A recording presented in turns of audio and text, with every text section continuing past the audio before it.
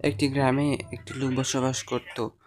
সে পেশায় কৃষক ছিল। সে কৃষিকাজ করে তার পরিবার চালাতো। সে খুবই সৎ এবং পরোপকারী ছিল। একদিন সকালে সে তার কৃষি জমিতে কাজ করতে যাচ্ছিল সকাল বেলায়। তখন সে কৃষি জমিতে পৌঁছে কৃষি জমিতে তার সকল কাজ করতেছিল। কৃষি জমি শাকসবজিকে দেখাশোনা করতেছিল কৃষক। আর ভাবতেছিল যে আমার দুটি ছেলে আছে, আমি এক ছেলেকে পুলিশ বানাবো আর এক ছেলেকে আর্মি বানাবো। কথা ভাবতেছিল ওই কৃষক। তখন হঠাৎ কৃষকের কি জানি হয়, তখন কৃষকটি মরে যায়। আর কৃষকের মৃতদেহটা তার বাড়িতে নিয়ে আসে। আর তার বউ আর দুই সন্তান কান্না করতে থাকে। আর তার বউ ভাবতে থাকে এখন তাদের সংসারটা কিভাবে চলবে।